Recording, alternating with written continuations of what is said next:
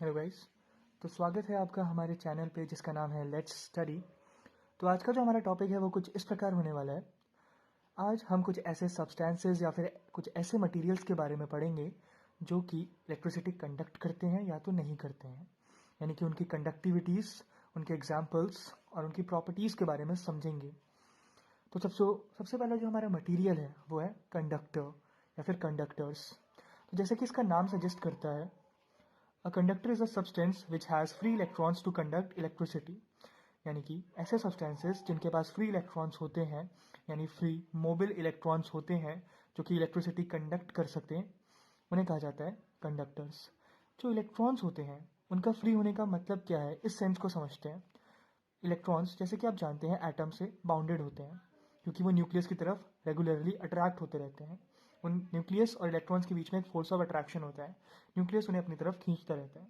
But ऐसे electrons जो किसी केमिकल रिएक्शन के टाइम पे या फिर टेम्परेचर ज़्यादा होने के टाइम पे पॉप आउट होके या फिर बाहर आ जाते हैं सिंपली एटम से, उन्हें कहा जाता है अनबाउंड या फिर फ्री इलेक्ट्रॉन्स। और ऐसे फ्री इलेक्ट्रॉन्स इलेक्ट्रिसिटी कंडक्ट करने में हेल्प करते हैं क्योंकि आप जानते हैं किसी भी चार्ज के मूव करने से, चाहे वो पॉजिटिव हो या नेगेटिव, इलेक्ट्रिसिटी डेवलप होती है, यानी कि इलेक्ट्रिक करंट डेवलप होता है।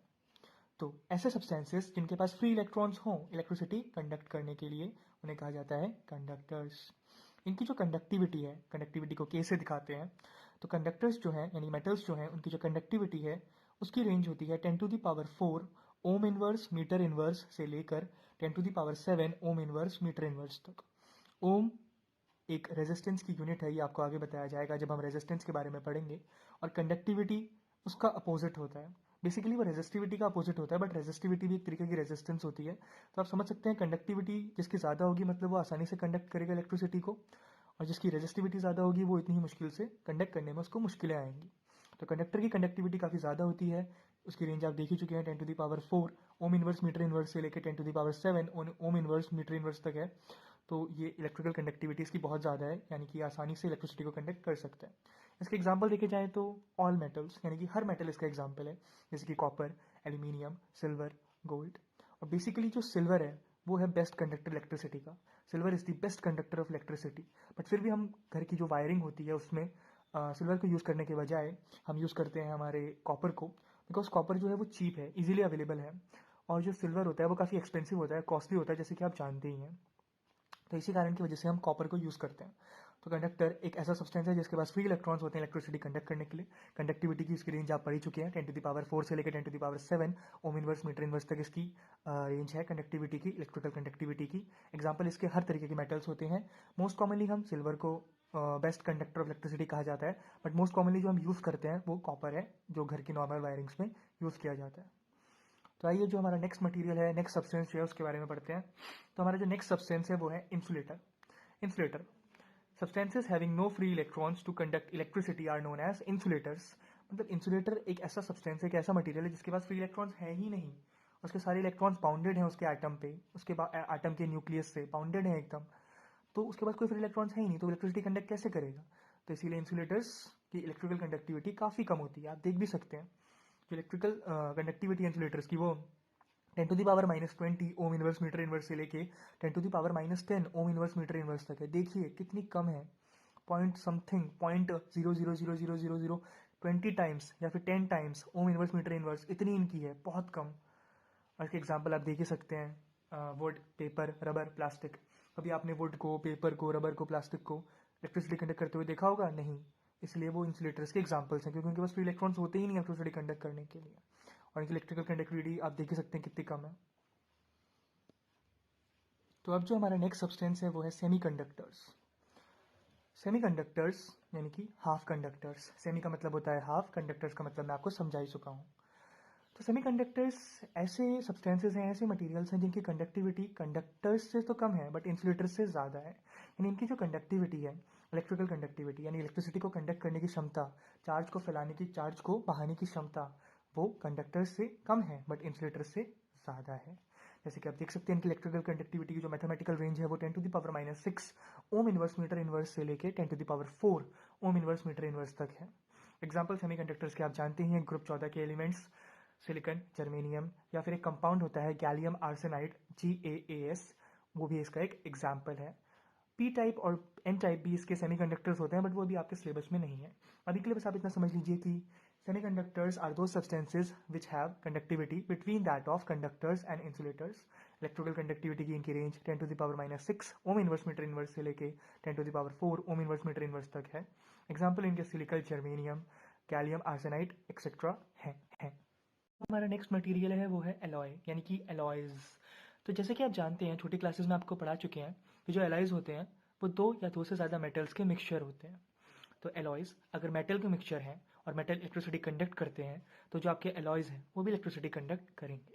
तो जैसे कि आप इलेक्ट्रिकल कंडक्टिविटी की इनकी रेंज देख सकते हैं, 10⁻⁶ ओम इनवर्स मीटर इनवर्स है, यानी कि काफ़ी ज़्यादा है, क्योंकि मेटल्स की कितनी होती है 10⁻⁴ से लेकर 10⁻⁷ ओम इनवर्स मीटर इनवर्स, और इनकी 10⁻⁶ ओम इनवर्स मीटर इनवर्स।